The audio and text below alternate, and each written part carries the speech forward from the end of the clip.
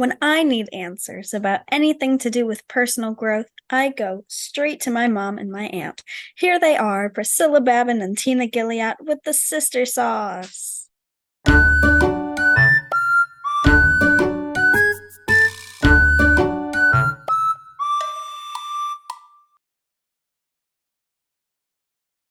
Hello, everyone. Welcome Hi. to episode 3 of the Sister Sauce. I'm here with Priscilla, my sister. I'm Tina, and we're excited to get started today. I think Priscilla has some hot sauce to share Hot with sauce. us this week. We need Lay a on that hot stinger. sauce. We need a What? hot sauce stinger. like the office ladies have their stingers. The hot sauce today is my kids recommended it actually. Um, we were talking about slang, which I don't know if people even use that word anymore, slang. But the way that the young people talk today, these young people, that sounds so old. I sound elderly, huh? They use a lot of words that I have no idea what they mean. And I used to think I was up to date on a lot of them. And I mean, I feel like I just learned yeet and on Wait, fleek and all of these things. And they don't even use half of the stuff anymore that I thought I knew. Um, but my 12-year-old certainly has an interesting vocabulary. And apparently there's certain words that I don't know, I can't even tell you right now off the top of my head what all these words are, but referring to different kinds of people with different attitudes and things. So if you want to get a real good laugh, if you have a kid in your family who is a teen or a tween and they're using words you don't understand, the Holderness family, who does very funny videos, they do song parodies and different things as a family. The mom and dad did a video called I think it's called Gen Z Text Translator. So if you look that up on YouTube, you can find it, or you can find it if you scroll through their videos on Facebook. It's the Holderness family, Holdernes family. But the mom and dad do a real funny little video where they are supposed to be texting each other as if they are people from Gen Z, young people, middle teens, tweens, and they're texting each other and in that lingo. And I can't even, like I said, to come up with it, I would have to do a lot of Googling, but they talk back and forth and their voices pop up in the background translating everything they say. So if you don't know what your kids are saying and you're worried it might mean something crazy, before you go to Urban Dictionary, check out the Holderness Family's video. That's awesome. I have a confession to make. I was texting with Livia last night. Now, my daughter is 24, so she's not a tween or a teen, but she asked me to do something for her. And I said, I can't right now, but Dad said he would.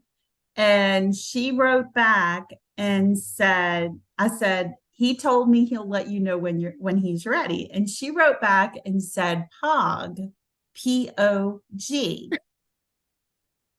And I wrote back, P-O-G question mark. And I said, okay, Dad said he'll be ready in a few. She wrote back, indeed, nice. And I'm like, what the heck? She didn't explain what POG meant, P-O-G. So I went and looked it up, like you said, in the Urban Dictionary or in text slang. If you just search text slang and you search what you're looking for, it will come up. POG means play of the game, like the best play of the game. So when somebody says POG, it means like excellent, great. Okay. I mean, she People could have are, just wrote back and said cool, but yeah. Everybody on the podcast, so I'm making a really puzzled face. know what Joey said? He says like he'll say cap. If something is fake, it's cap. What does that mean? Like if it's fake, like if it's fact or cap, like if it's true or false, cap is like false or Why cap lies. though? I You don't I'm know. not sure. Okay. And then there's Riz. Have you heard this one? It's No. short for charisma. Oh, that makes sense. So at least that Like has a it's like tude for a an attitude. right. So it's at least got something is in common with the first actual word. And I've heard bet a lot. Like I bet means like I agree. It's like we need to go shopping. Bet. You want me to put money on it? What? I don't It understand. might mean like, you bet. We need to go shopping. Yeah. One day Yeah. we'll have to look all these up and see if there's some Gucci. type of reference. Gucci means more than the brand, apparently. It means like Okay. showing off or something. I don't know. And then oh, what's the one? There's one he's been saying all the time, and I can't think what it is, but it means like a fancy man or something. And I cannot think. But every time he says it, it gets on my nerves because I think The first time I heard bougie, I had to look it up. I didn't know what that meant. mm, There's a lot that I have to look up. Thank goodness for Google. What would people have done back in the day? Of course, people back in the day just said what they meant. They didn't make up some kind of slang word. right. How many times do we have to edit the Webster dictionary? I mean, for real. Every year they have an article that usually comes out at the end of the year with words they've added to the dictionary, and it's always fun to see what those are. So we'll have to call attention to that when we get to December. I'll have to What are we send you the talking? links for that video and some translations. There you go. We can put that in our show notes. That'll be Mhm. great. What are we talking about today for our main topic, though? Can you share that? We are talking about binge-worthy television shows. Not that we would know anything about binging because we're just so important. We don't have time for TV. Oh, yeah, this is a really cool subject. I'm excited. I think it's going to be fun and funny.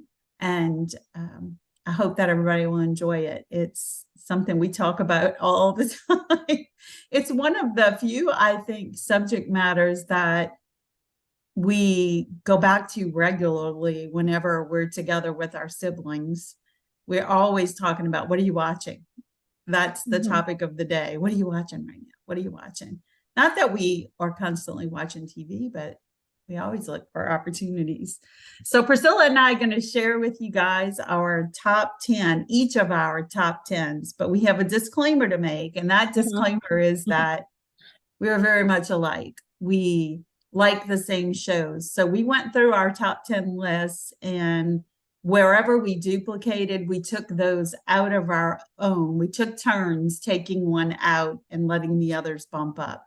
So we'll mention those as we go through which ones are our favorites. And then I have an additional disclaimer to make, Priscilla, and that is that I'm married to the criminal law student who is obsessed with legal and crime dramas. And so that's why my list is heavy in that area. It's not necessarily what I usually watch, or that I would choose to watch, but he gets me interested in them, and then I'm stuck. Are you saying there's not a lot of crime dramas on the Hallmark Channel? No, no. And if I could have just picked my top channel, that would have been it, the Hallmark Channel. But That's what one you way to gonna do do? I'm married to the dude with the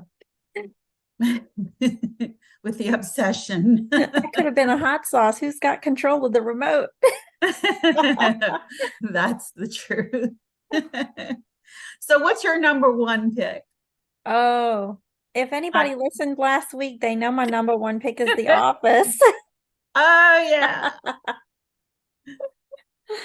So that means I made Tina bump The Office off her list. Yeah, that was at the top of mine as well. And what advice would you give to anybody who has not watched The Office?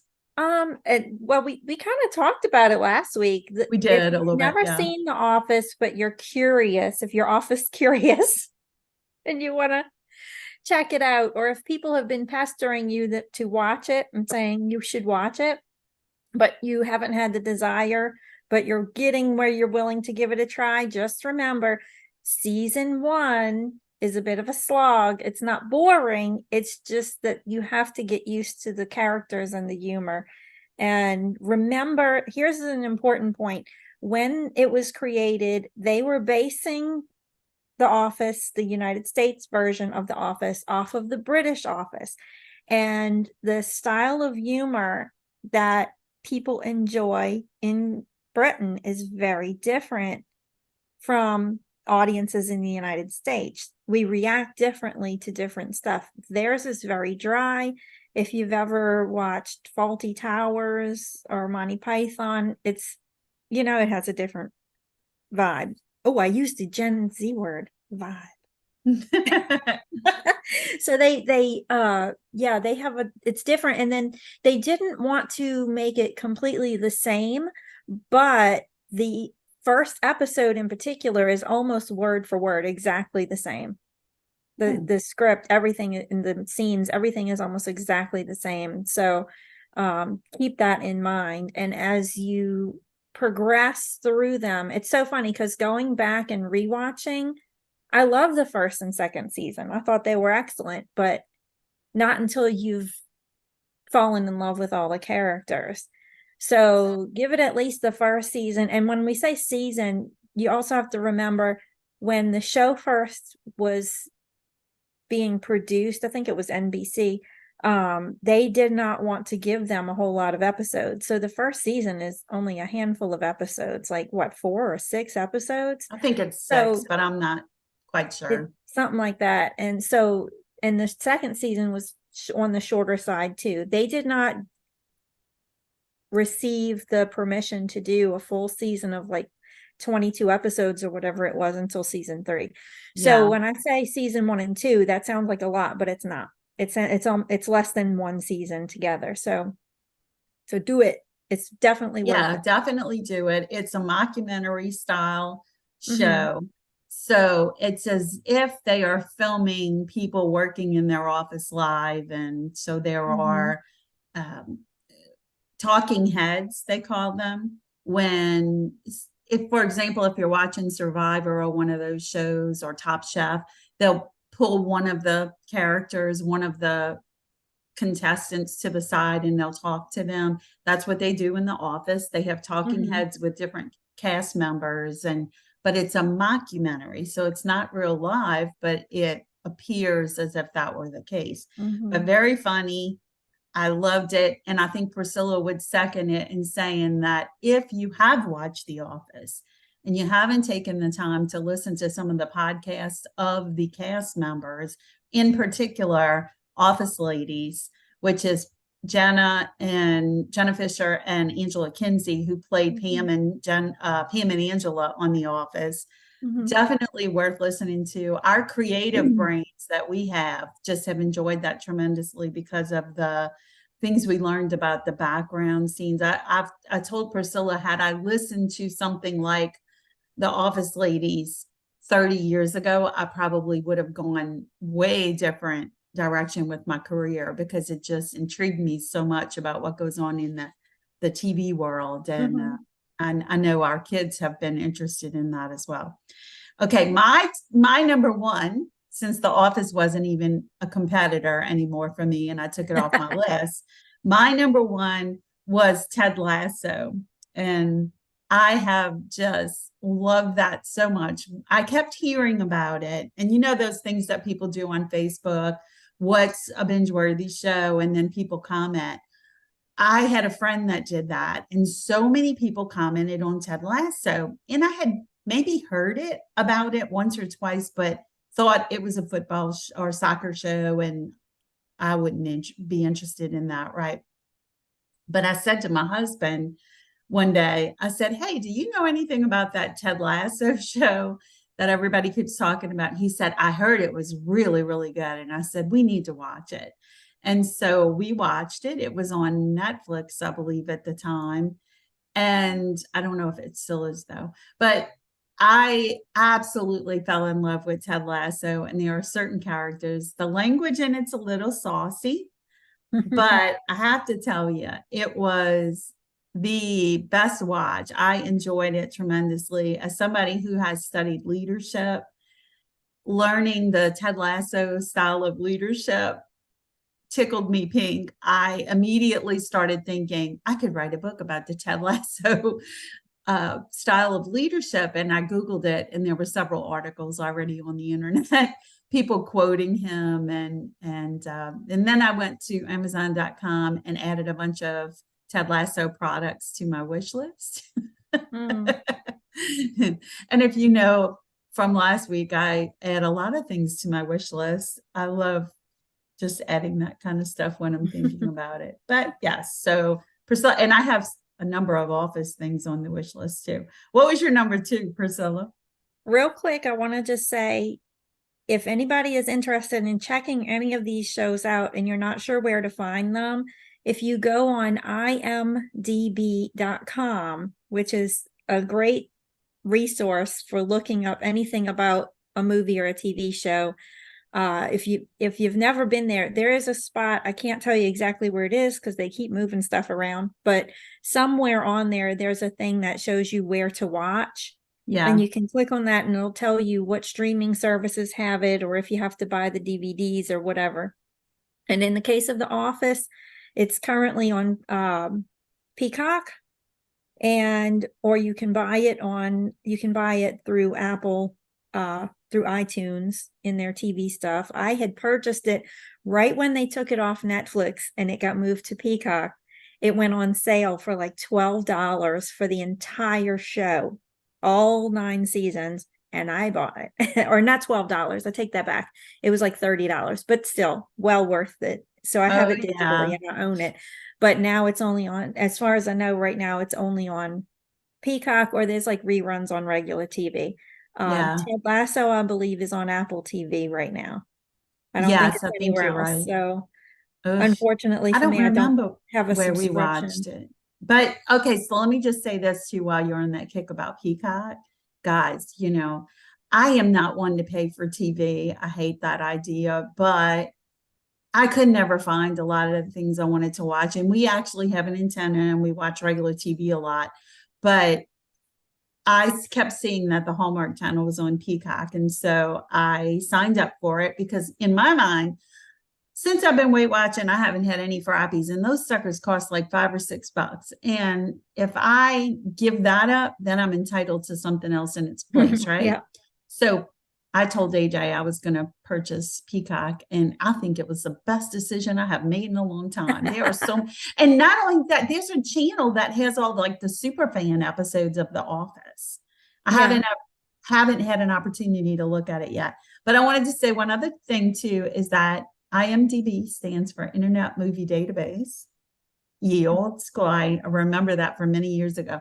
But also, if you can't remember IMDb, which I think most people are familiar with it by now, but if you can't remember that, just Google, where do I watch Ted Lasso? Where do I watch The Office? And it'll probably come right up for you. Okay, what's your number two? My number two is The Good Place. Oh yeah, that was unsurprisingly, it's a show that was created by Mike Schur, who was a writer on The Office. And that's a fascinating show. It's a quick watch because I think they had 13 episodes a season and only 4 seasons, I want to say. So it's a real quick watch. It stars Kristen Bell and Ted Danson, and the rest of the cast is amazing, and several people you may not have ever seen before that are so fantastic, and you wonder why you haven't seen them before because they're so good. But it's an amazing show. And if you think it's a show about heaven, kind of, yes. in a roundabout way. I can't give you too many details if you haven't seen it, because there's a lot of twists and turns, but it is a hilarious show, but it is also very thought-provoking, because the whole basis of the show, the whole reason Mike Schur created it, was he got on a kick of learning about um, philosophy, and in particular moral philosophy.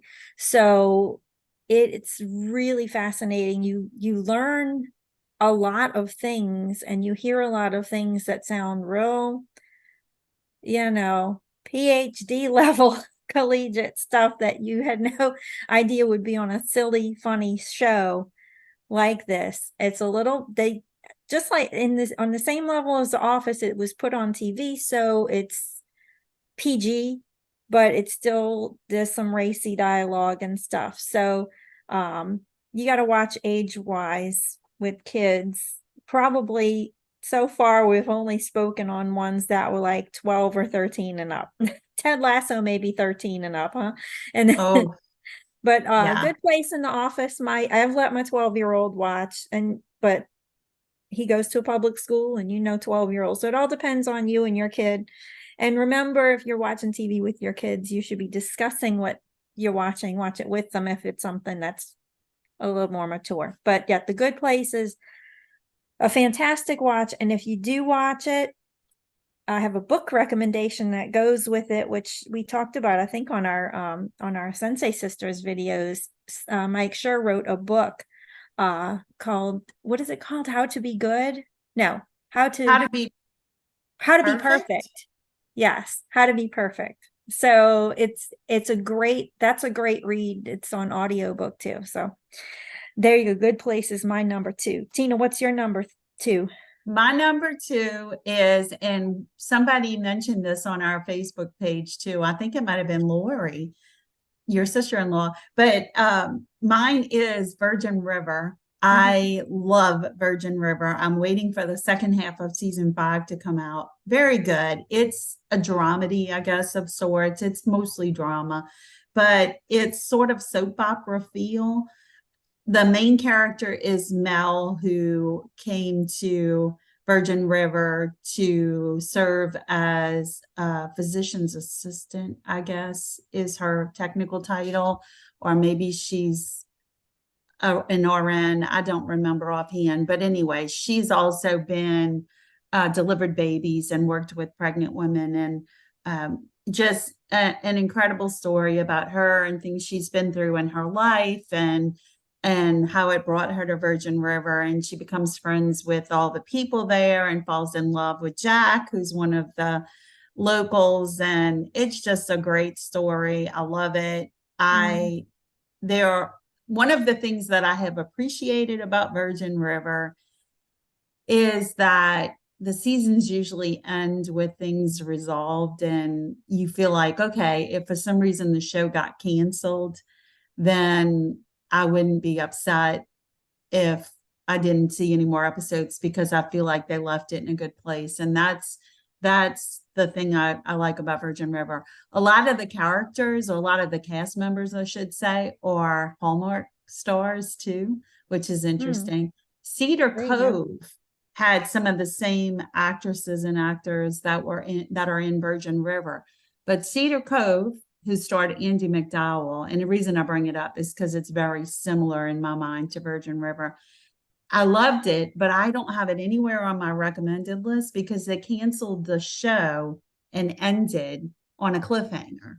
Mm, And it just killed me. And so I never want to recommend anybody to watch it, because I'm thinking I right. was disgusted when they ended on a cliffhanger and then we got nothing. So I don't know what happened, why they didn't know they were going to be canceled, obviously. But there you have it. That's my number 2 is Virgin River. You know what? I just thought of a show I didn't even put on my long list. I Isn't did that that too. sad? I wrote a few down just now. Um, while you were discussing Virgin River, I quick looked at our Facebook. It was Chris Rogers. So thank you, Chris Rogers, Oh for your yeah. shout out for Virgin River. Um, I'm on my number three, right? Number Yes. three. Okay, it's a cartoon. I know that sounds weird for an adult to put a cartoon on their list, but I love Bob's Burgers. Ah, It is another one that's probably in this one is probably in the same PG, rating as the earlier ones. Uh my my thoughts on it is there's what I've noticed is there are some episodes that are fairly completely clean with hardly any dirty jokes, maybe some potty humor, because it's a family with three kids who are, tween and teen. And they never age. Been on for 14, I think, seasons, 13 seasons, 15 seasons, somewhere in there. And those kids have not aged a year. They've had birthdays, but they didn't get any older. sort of like The So, I Simpsons. don't know how that works. Yeah. So it's real fun. Uh and Linda, Bob and Linda own a little restaurant in town on the water, and they serve their burgers, the Belcher family, and their three kids, Tina and Jean and Louise, who are 13, 11, and 9, respectively. And they are a hoot. And it's just a real fun show. And sometimes you get a little nice personal growth stuff going on, even with cartoon characters, but it's very smart humor too. Love There's it. some potty humor and some smart humor. So it's good for people like me who are educated, but with the mentality of a 12-year-old boy. So Hey, I made my disclaimer. So if it were up to me, I'd watch Christmas movies all day long, all year. I like happy stuff. So people probably go, why does yeah, she like all these weird shows? yeah. My number three is Suits, which I know you didn't watch, right? You No, I didn't didn't watch watch Suits. Suits. Okay. So Suits is about a group of lawyers. They all work for the same law firm. And I am just fascinated by the whole thing. But of course, Meghan Markle is in Suits, and I enjoy Meghan Markle. And so people that talk bad about Meghan Markle make me mad because I think she got a bad rap. But I'm always the person that loves and feels bad for the people that get chastised on the internet. But I just adore her. I had seen her in some Hallmark movies and just thought she was so beautiful. And I thought anybody that beautiful is beautiful on the inside too, because you can see through all the Mm. foolishness when somebody's not beautiful on the inside. And I just have always loved her. And that show is just so cute. But the main character, whose name suddenly escaped me, but he is a young man who has an eidetic memory. And so he's been sort of non-committal about finishing law school. But he did take the bar for someone else and passed it. And so he stumbles upon an interview process where all these guys graduated from Harvard Law, I think. I can't remember offhand, but anyway, they only hire these lawyers from Harvard or wherever it is. I think it's Harvard.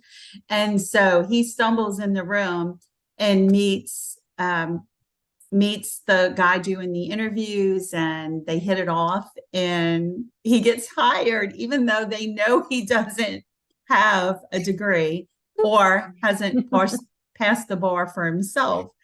And so he passes himself off as a lawyer, and the two of them the only ones that know it until things unfold, and he ends up falling in love with Meghan Markle, and they eventually have their little thing. And so I just loved it. It was really cute. One of the shows that I sit there biting my nails, worrying about what's going to happen to the characters. And then I go to bed and worry about them. I don't know about you, but I do that. I get so attached to the characters in shows that if something bad happens to one of them, I go to bed and I'll worry about that character, and I'll wake up in the middle of the night and think, oh, that's just horrible. I have Mhm. dreams about the characters. But yeah, definitely recommend Suits. Unlike Priscilla, I don't remember all the little facts, like the names of the characters and how many episodes and how many seasons. But I tell you, it was well worth watching. I enjoyed it. It depends on, how strongly you're attached to it too, because I've been watching Bob's Burgers for a long time and I've watched all the seasons of The Office and The Good Place multiple times. So, it's the repetition. That's why I remember. Chris Rogers also loves Suits.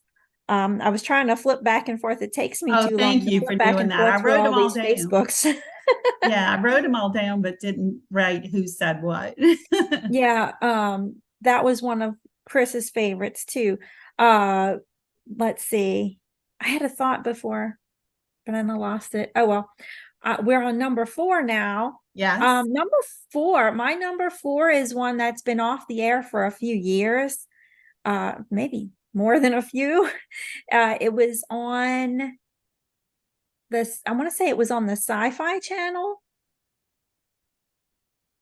or FX. Maybe I think Sci-Chi. I'm inventing things now. Yeah. Sci-Fi channel. It was called Warehouse 13, and I believe it only ran for a few seasons, and we just loved that show. And I think I have season 1 on DVD, if not all the seasons, but I think it's just season 1 that I got on DVD. But it's a great show. It's like, as you would guess, being on Sci-Fi, it's a fantasy sci-fi, not thriller, it's comedy for sure. It's very funny, but it has some drama in it. It's one of these that's a nice mix of things where I Tina, I was looking at my list earlier trying to decide what kind of shows some things were, and we were talking about that before we started. Where some things have a little bit of everything. They'll have drama, Yeah. mystery, romance, comedy. So sometimes it's hard to pin something down and give it a specific genre. And this is one of the ones that's real hard because there's a little bit of all kind of stuff. But Warehouse 13 is about a couple, and you find out in the first episode, so I'm not spoiling anything too much, but there's 2 FBI agents. I think they're FBI, and they both not get into trouble, but they're known, they have a good reputation, but at the same time stuff happens so that they want to move them to a different division, and they get sent to this very secret division of government where they are supposed to help guard a warehouse that is full of artifacts, but these artifacts are not just historical pieces, they have special powers. So for instance, I'm not going to be able to think of a ton of them off the top of my head, but I can tell you they have, like, I think it's Edgar Allan Poe's pen, I want to say. And when you touch it or write with it, words start flowing into you, and it's like it makes you do weird stuff or it kills the person or something. So like different, sorry if that's a spoiler if you ever want to watch it, but there's a ton of other stuff. But it's real cool like that. Like they've got Lewis Carroll's mirror and Alice lives in it. So it's just very, and they have all these adventures, and there's romantic tensions, and there's tons of comedy. It's a very funny show, but there's some, drama and things like that. But I just love that show. I think that's a really good one to watch. Awesome. What's Okay, my number 4 excuse is me. Boston Legal, which was a spinoff from The Practice. Now, I will do this little disclaimer is that I love The Practice as well, but it didn't make my top 10. So keep The Practice in mind if you're interested in law shows like my lovely husband is. But Boston Legal, I especially love. Side note to that is that my favorite movie of all times is Baby Boom.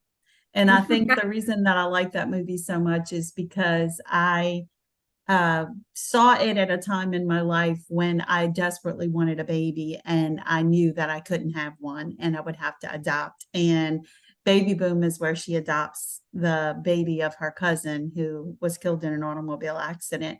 And one of the characters in that show was James Spader.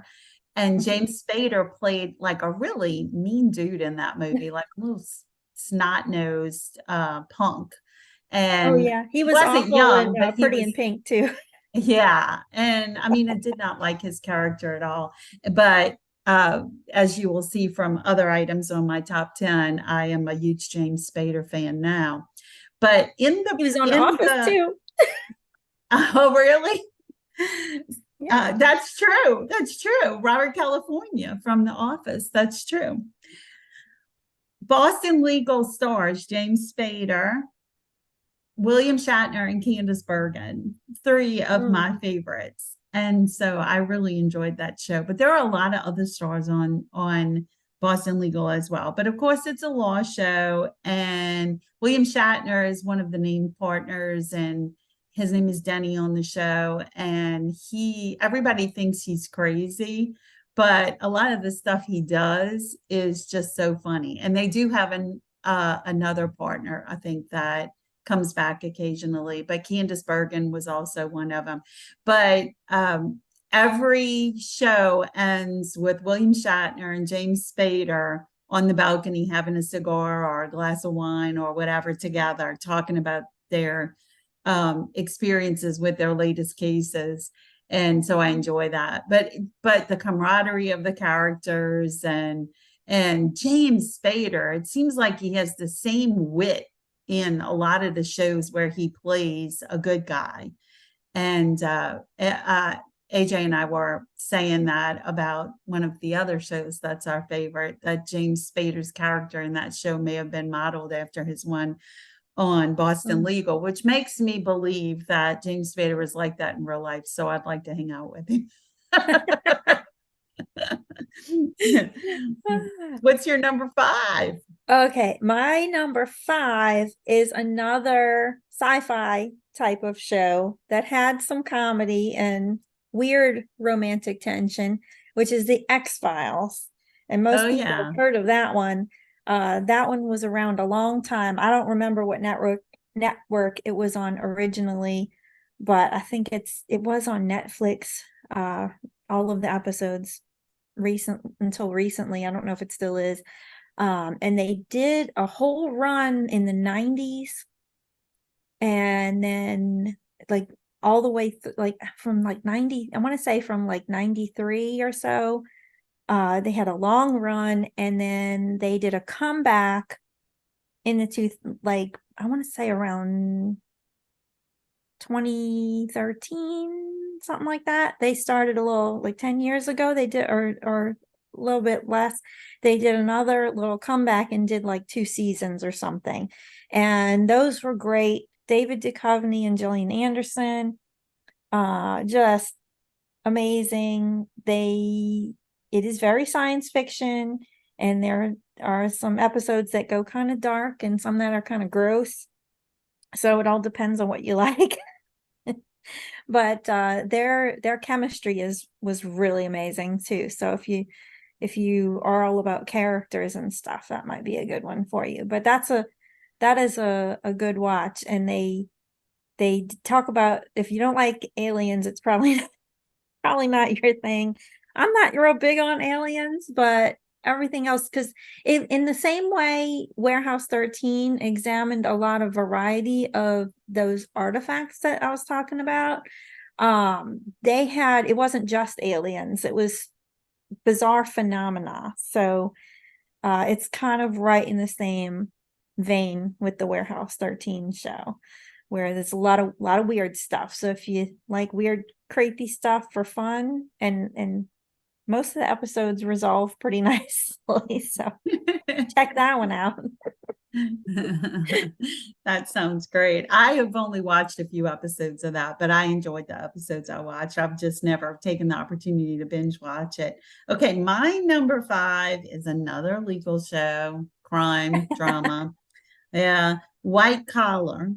Ooh, And Priscilla, I know you watched White Collar as well and enjoyed it. It stars Matt Bomer, who is this really good looking guy. oh yeah. And he is a white collar criminal who's been released into FBI custody to assist with other white collar crimes, and actually ends up enjoying what he's doing and becomes very good friends with the FBI officer who's assigned to babysit him. but he is just very suave, and he works his way into people's hearts very easily, but there's a genuine side of him that everybody falls in love with, and it's well worth watching. It also stars Tim DeKay as Peter, I believe, and he is the character that becomes very close with Matt Bomer's character. And then Willie Garson is in it, and Willie Garson has since passed away, but he is the one who played Stanford Batch on Sex and the City. So if you are a Sex and the City fan, which is, I'm realizing now, is one that's not on my list, but should have made it as a ye olde show. He plays Stanford, who is a very lovable character on that show, and so I recommend that you watch White Collar. Yeah, we should have marked these with little eyeballs for the ones that had eye candy in them. That one for sure. Oh yeah. My number 6 is a PG, not PG, it's NC-17. So only adults can for sure should be watching this one. It's on Netflix. It is a British made show. It's called Sex Education. And it stars Gillian Anderson again. She made it double back to back in my list. And what is his name? Asa Butterfield plays. Yeah. He's the main character, but she plays his mom because they're all high school students in the first and second season, or first, second, and third season. It's either 3 or 4 seasons. Most of it they're in high school, and then the last season they were in their first year of college. The reason I want to recommend this one is not because there's a lot of nudity, because there is a fair bit more it's like more at the beginning, and it gets less kind of as the show goes on, which is ironic. But and there's some things in the show that I wouldn't approve of, like a lot of free love, so to speak. But they touch on a lot of problems. The basis of the show, it's called Sex Education because Gillian Anderson's character is a sex therapist, and Otis, her son, grows up listening to her teach people about, I mean, he's probably not in the room, but she talks a lot. She writes books. His father is also a therapist and writes books. They're divorced, and he lives with his mom though, and the father figure is a bit of a cad, so there's that. But he learns a ton from what he hears them talking about and them talking to him, because they're very open communication wise about stuff of a sexual nature. So he learns early on about his body and things, but then you get to see not his too, because he doesn't go into his years post puberty knowing everything and being able to handle his body and the world. He still has a lot to learn about himself, but he starts by accident helping someone else, and it turns into sort of a small business where he's giving therapy, sex therapy, to other students. And then it kind of it ends up later on being a whole part of his identity, and that's what he wants to do when he grows up, is be like his mom and be a sex therapist, because he loves helping people. But there's a lot of other little personal drama, cast little mini stories all within, so you get to see all these different people and their struggles, and not just to do with specifically sex and the body, but interpersonal relationships. So it's very educational, and it's very, like, in the word education's in the title, so it kind of tells you, but it is very adult, and it is very strong positive messages about LGBTQIA plus people. So if you want to learn more, it's a good place to check it out. But they cover an immense variety of topics, and for people who need a little help, it could be helpful. And they do, I think watching it, it does promote the idea that it is cool to go to therapy. So I like that. So that's my number 6. Tina, what's your number 6? I like that. Okay, so I have alluded to it several times. My number 6 is The Blacklist. Mm. It's very intense. I definitely would not let kids watch it under 13, I guess.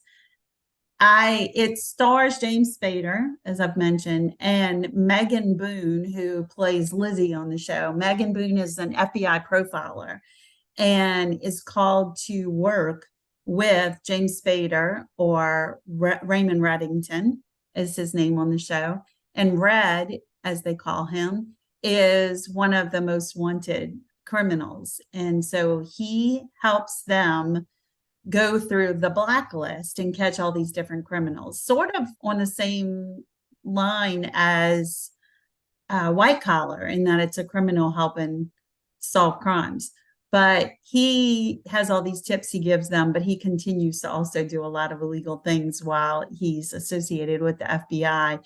And they are not supposed to let him do that. So they gently turn their heads and ignore it. But it's very intense. If you have never seen The Blacklist, that is the best word I can use to describe it, is intense. It is why we had a rule in our household that we would never watch The Blacklist right before bedtime because I would toss and turn and not be able to sleep because of the intensity of that show. And so I used to turn on a channel that showed old sitcoms and watch those right before bedtime so that I could get The Blacklist out of my mind. But it is an incredible show, well worth watching. It just wrapped up the last season and ended pretty much how it had to end. But I'm not sure how I felt about the ending. I had mixed feelings, but it was worth watching, regardless of how it ended. It was very worth watching. The Blacklist. Nice. So my 7 is one that is still in progress. And actually my 8 is also one that's kind of still in progress. Hopefully we see an end to the SAG-AFTRA strike before too long.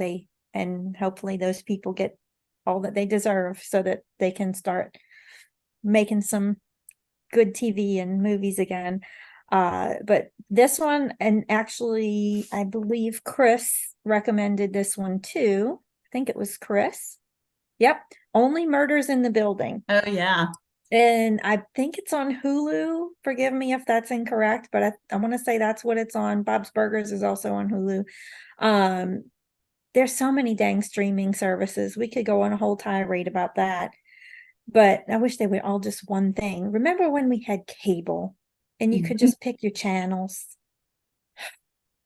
I don't want to go back to those days, but can't now. We got out of the box. But Only Murders in the Building that's such a long and specific title, isn't it? And that's what it's about. What happens is you have Selena Gomez, who is a young woman who is, I guess she's sort of house sitting for an aunt or something who's away, and she's in this really nice apartment building in New York. And I think they're in New York. That sounds right. Anyway, you'd think I'd know better. But oh yes, they are, because they're near Broadway. So she's living there, and Steve Martin plays a sort of washed up TV actor who lives also in the building and hasn't had any work in a while, but he's still living on his residuals from his old days when he played a detective on TV.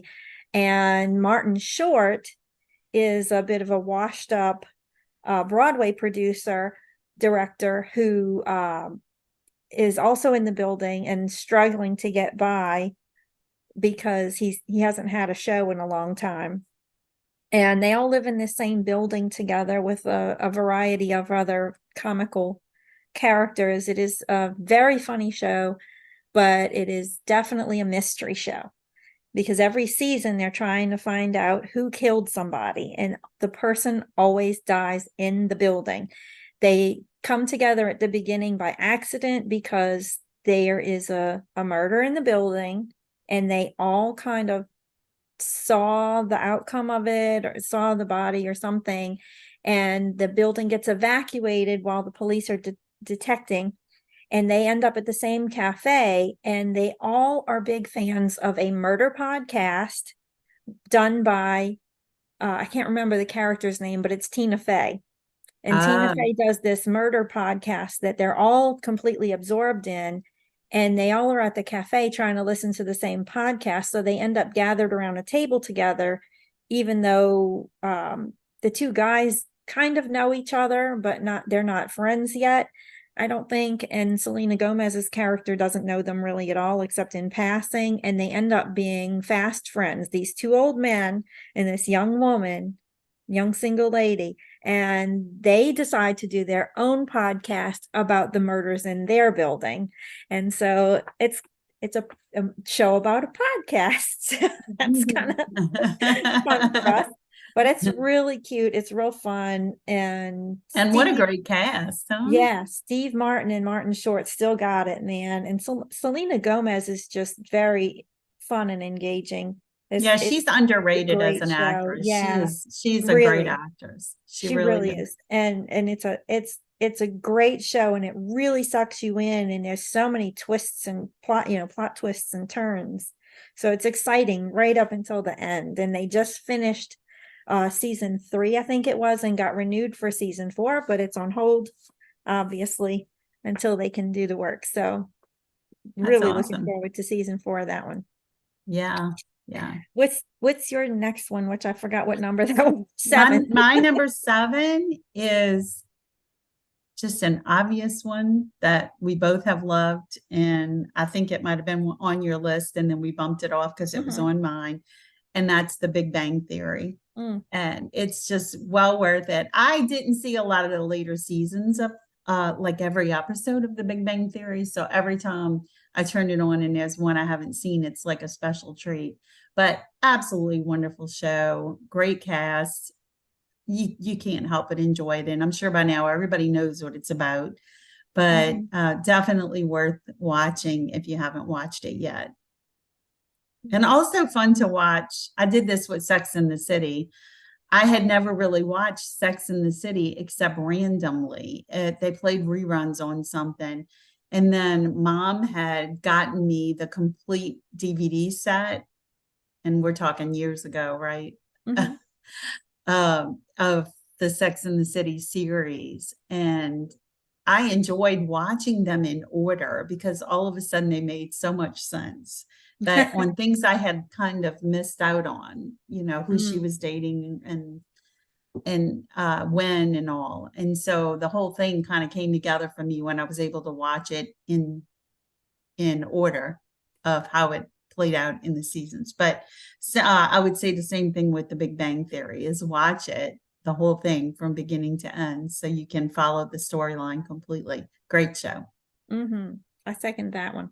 My 8 is one we both watch, and it is called Ghosts, and it's another American remake of a British show. I've never watched the British one. I did watch The British Office, but I didn't watch British Ghosts. But Ghost is great, and it's like it sounds. It's about ghosts, but it's an ensemble cast, and it's a comedy, 100%. They have a little bit of romance and a little bit of mystery and a little bit of everything, but it's more comedy than anything. And the cast is just awesomeness. They're fantastic. The premise is the young lady inherits an old mansion from a dead relative, and she ends up, I'm not going to tell you how it happens, but she ends up being able to see that there is this whole group of ghosts living with them, and her husband have to figure out, how to deal with the ghosts, and there's little adventures that happened in between, and it's really fun. That's another ongoing one that we are hoping to get to see more of as soon as possible. Real fun show, real cute. Awesome. What's your 9? Well, I'm actually going to pull a fast one on you, and I'm going to combine my 9 and 10 because one was a spinoff of the other. Oh, that works. And that is Bosch and Bosch Legacy. And so in Bosch, Titus Welliver plays a member of the LAPD. What? Now I'm suddenly going, is it LA or is it NY? But he plays a cop, and he plays a detective in a police department, and so he's investigating all these different crimes. And again, you can imagine who convinced me to watch Bosch, my illustrious husband. But Bosch, we enjoyed Bosch so much that when Bosch went off the air, and it's this detective show. I mean, I can't even explain it to you any more than that, but you do get endeared to the characters and you get to know them personally. Mimi Rogers is also in it. She plays a lawyer. Oh, I love And her. Bosch's daughter goes to work for Mimi Rogers at some point, and so they develop a friendship. But the spinoff Bosch Legacy is after Bosch has walked away from the police department and he becomes a private detective. And some of his old cases pop up, but he's still intertwined with a lot of the same people. I will tell you that Bosch Legacy, I believe, is even more intense than Bosch was. So they're both up there with Don't Let Your Young'uns Watch Them. But and Bosch Legacy is still in progress. They download like 2 episodes a week, or they push 2 episodes a week, and so we try to stay up with it. And I'm waiting for the next episode to come out, but it's super intense, y'all. Oh, Don't watch goodness. it late at night and then go to bed, because you'll worry about Maddie, Bosch's Yeah. daughter, constantly. Oh, yeah. I just realized I asked you what your 9 was, but I don't know if you did your 8. I'm sorry. My 8 and 9 is what I combined. Oh, that was 8 and 9. Good. Okay. Sorry, I asked for the wrong one. So now we're on your 9. My 9. We're on my 9. It's so hard to keep track. My 9 is one that I haven't finished watching yet. I don't think it's not on the air anymore. It's Parks and Recreation, which is another one that comes from, I think that's another Mike Schur from The Office. But I think you're right. yeah, and it's Amy Poehler is on that one. It's about, like it sounds, it's about a Parks and Recreation department. It's really funny and I'm enjoying it thoroughly, but I can't give too much details because I'm still watching it. I think I'm only through season 2 or maybe halfway through season 3, but it's hilariously funny, on the same level with The Office, basically. So I Refresh like my that memory, one. because it's been a while since I've only watched a couple of seasons of Parks and Recreations, but isn't it sort of a mockumentary style as well? Like The Yes. Office? Okay. I Yeah. thought so. I And thought I it's, remembered that. yeah, it is. It is a mockumentary, and that's a lot of the fun of it too. Because you get to see poor Amy Poehler's character is so passionate about her parks that she's in charge of, and she wants everyone to love the parks and the recreation department, and she's just so passionate and gung-ho about what she does and loves her job. And I think that's one of my favorite parts about it is her dedication and her passion, and she's just bumbling through life and people are trying to help her, but her heart is so good. And so I think that's what I love most about it. Well, and you alluded to it last week, and you and I are both on the same wavelength with this, is that we love these shows where you can see the growth in the characters. Mm-hmm. And I know you see that in her, in The Office. You see that in all of the characters, especially Steve Carell and Jenna Fisher, and the main characters. And I love that. I love that. It's one of the things I loved about Ted Lasso was every character evolved, and I just fell in love with every character, even from the very beginning, where I hated one of the characters. I won't say which one it was, but I would scream at the screen and call this poor woman, I will say obscene names under my breath. I wouldn't say that in front of a child, but I grew to love this character so much, so much. So every single character in Ted Lasso, I know I'm going back to my number 1, but I just love that. What was your number 10, Chris? My number 10 is one that is a recent, it's one that's been off for a while.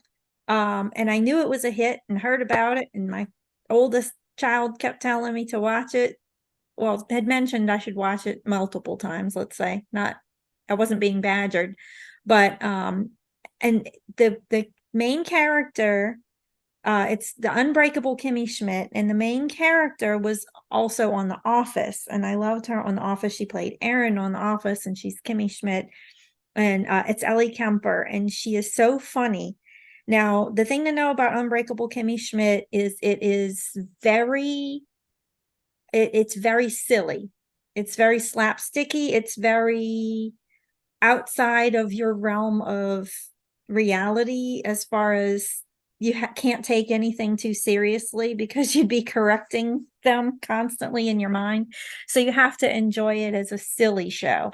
It's Ellie Kemper plays a young lady in her 20s who spent many years in a bunker with a few other ladies who they were all kidnapped by a crazy guy, the Reverend, who told them the world had ended, that World War III happened, and the world was ended, and it was just them living in this bunker.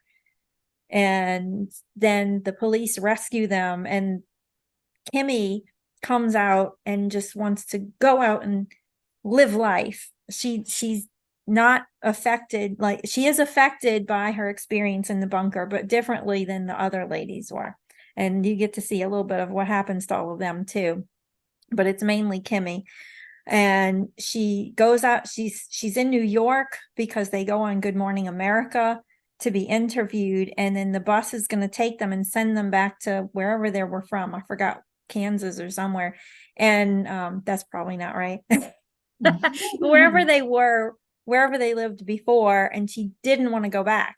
So she's like, I'm going to go out and live my life in New York City, and I'm going to be, an adult now. I'm just going to make the switch and be an adult. I'm an adult now. I'm going to go and live my life. And so she runs into a struggling actor played by Titus Burgess, who is hilarious, and he is an amazing singer.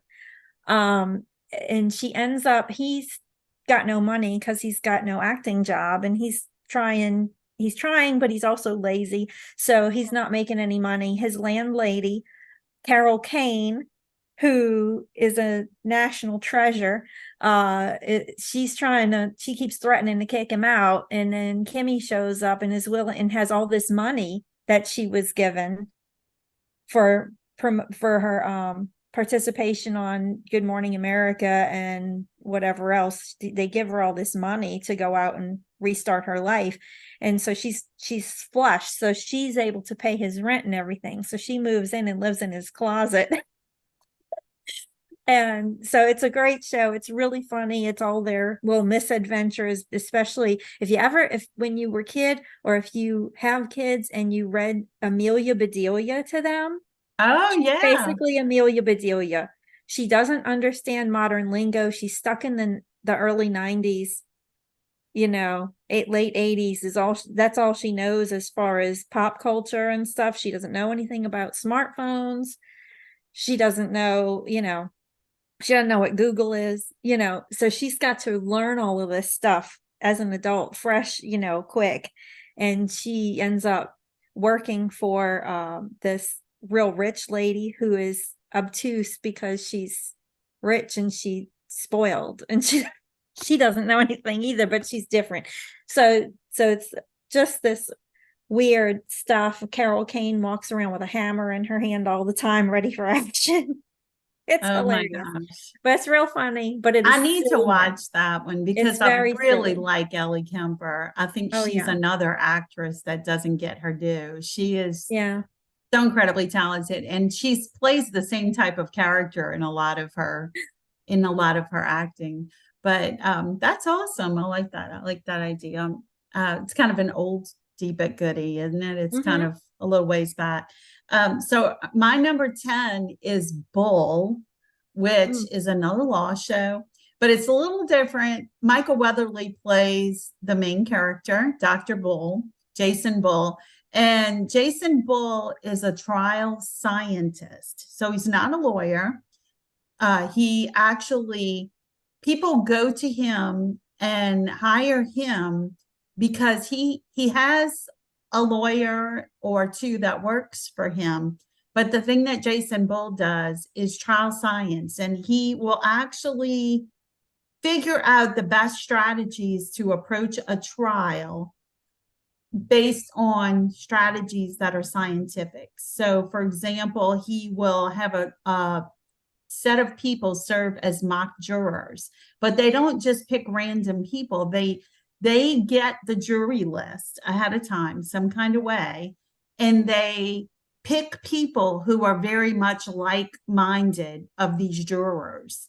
And then they will do mock trials in front of these people, or have these people actually weighing in and commenting on the actual trial as it's going on, and they watch their reactions. So, for example, if they're making the victim look bad and the jurors don't like that, the mock jurors don't like that, then Dr. Bull can assume that the real jurors do not like the fact that they're making the victim look bad.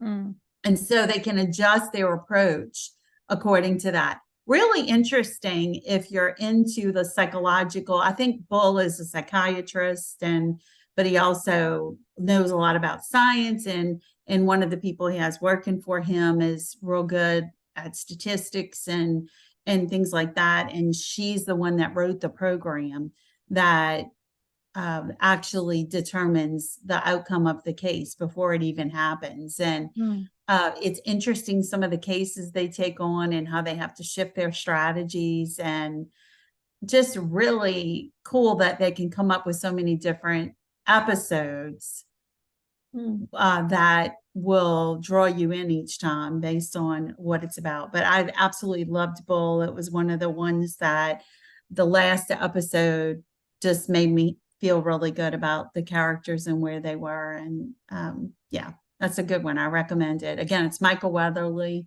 Very, very good show. So we have gone through our top 10 list, but we have a bajillion other ones that I'm not sure we really have time to go over, but Probably maybe not. we can post the list on our Facebook page for people to maybe see. we could sort them and say, if you want a comedy, here's some ideas.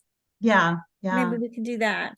We had a lot of other suggestions too from other folks on our Facebook's feeds, because we each posted it on our individual ones, and then we had the one on our sister sauce page. I don't know if you even call it a page anymore. I think it's still a page. Some folks listed different. The Chosen was one. I know Lori. Oh yeah, AJ likes that. Yeah, and AJ likes that one. Breaking Bad. I know Walking Dead was on there, which was on my long list. So it all depends on what you like. So we each have our long lists sorted by genre. And what I did with mine, I put little like a key, like a map with little symbols next to them, what they have, and went down the list. So we'll try and sort those out maybe and put those in on our social medias and in our stuff. You guys can check some of those out. That would work.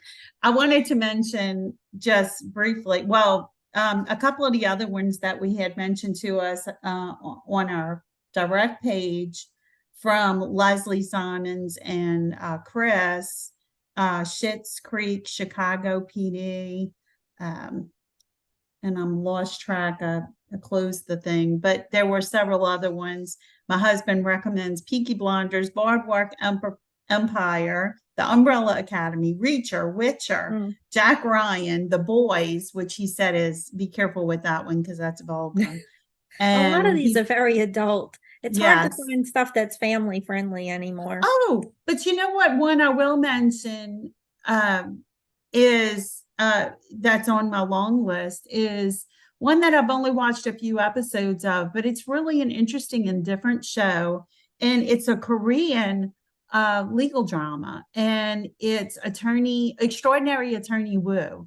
So check that out if y'all get a chance. But I wanted to share with you, Priscilla, you and I were talking this morning about how that I was going to divide mine up between comedy, sci-fi, etc. And when I went out and I actually looked up what genre these things were considered, all the ones on my extended list, and I just thought it would be funny to share with you some of the um, the genres that they had listed. So you mentioned Breaking Bad was something somebody had suggested. Better Call Saul was, of course, related to Breaking Bad. Mm-hmm. One was a spinoff of the other, but that's legal drama. So pretty simple, right? So under the category of drama, there were several that I had on my list that fell under legal drama. And so I thought that was interesting. But then comedy, like The Marvelous Mrs. Maisel, was classified as a period comedy drama. Yeah, And it all Parks gets and messy. Recreation was on there as political satire mockumentary sitcom, Wow, that's a right? mouthful. And you and I both have liked Heartstopper, which Oh is yeah, a show that younger people, LGBT community would really enjoy. And that is a British coming of age romantic comedy drama. I just thought yeah, these were so funny. Supernatural was listed as a dark fantasy drama. Oh, and one that we didn't mention, but your son Joe is the one that turned us onto it, and that was it's a fun one for families, and it's called Awake. It's a game show where people count quarters after they've been sleep deprivated. yeah. And it's only like one season, I think, right? Like 10 episodes or something, but Yeah, I'm well not worth the sure. watch. We got the biggest kick out of that show. But and then there's a lot of makeover shows that didn't make my list that I think I would probably want to put on there. Yeah. And but I just thought some of the one more I'll share with you is one that we're watching right now. It's Found, and that's really intense as well. It's about a young woman who had been kidnapped as a child and kept hostage for over a year. She was a teenager. And so she opens this firm where they help people get their relative back who has been kidnapped, and it's called Found. But anyway, the classification is what I wanted to share with you. It's a procedural drama. Okay. So I just got a big kick out of looking at some of these mystery comedy drama. Very few shows were listed as like just drama or sitcom. Right. What's But if you look at IMDb, it'll give you a classification, and it's usually something extended. It's not simple. no, yeah. Well, it's like when I was putting my little symbols next to all of mine, I made all these symbols. I made symbols for mystery slash crime, one for thriller slash adventure. Like I even bulked them together. Comedy had its own, drama had its own, and so on. And like whether it was an adult, thing. And I had to rank my symbols by what is it the most. And then and some of these have like 3 and 4 symbols in front of them because it got complicated. But I liked what you were saying about Bull, and you were talking about how, you learn things. I was thinking there's so many shows that we commended based on the fact that you learned something or that they made you think. And I think the mine are predominantly comedy. You have a lot of drama stuff in there, but all of them, the common thread is we love things with where you can see personal growth in people. You can learn something, or it at least makes you think about stuff you already know. And I feel like that influences our own personal growth a little bit, so TV is not necessarily bad for you. No, I You can, agree. I definitely agree. And everything in moderation, right? mm-hmm, But yeah. we'll share our very long list on our social media. I'll put a link to that in the show notes so that people can easily find That it. sounds good. But yeah, so that'll be great. But I hope y'all enjoyed that. It was fun to talk about. Yeah, a nice light topic. Right. Suggested by my husband because I said, tell me something fun we can talk about because we've had somewhat heavy topics the last couple of weeks. Yeah. So this was But fun. do you have any soup for thought, my sister? I do. Soup for thought. Something for you guys to think about in the week ahead is that making mistakes is a part of life. And if you don't ever try anything, you will never learn anything. A lot of people don't want to step out and try something. If you've heard it said about Steve Harvey says about jump and hope the parachute will open. And there's a whole long analogy with that. But anyway, the thing I love about that is that you are bound to make mistakes, but once you learn from it, it's no longer a mistake, it's a lesson. And I think it's just wonderful that people will try things. Sometimes I look at my life and I am ashamed or embarrassed by how many times I've changed careers or thought of an idea and told people I was going to do something and then didn't wind up doing it because or didn't do it for long, I should say, because it just didn't work out. But then I think, look at all the things I've tried and learned from. And you and I are learning from this podcast. It's the first episode when we had to figure out how to get it on Spotify and how do we go about getting it on the other channels without having to pay a fee, because this is just something fun we wanted to do. So we didn't have any money to invest in it, but it has been a real learning experience. And so if you never are willing to try anything and take the risk of making mistakes, you will never accomplish anything. And that's my thought for the week. And so as you think about that this week, don't forget to make yourself a priority. And take care of you. Bye, everybody.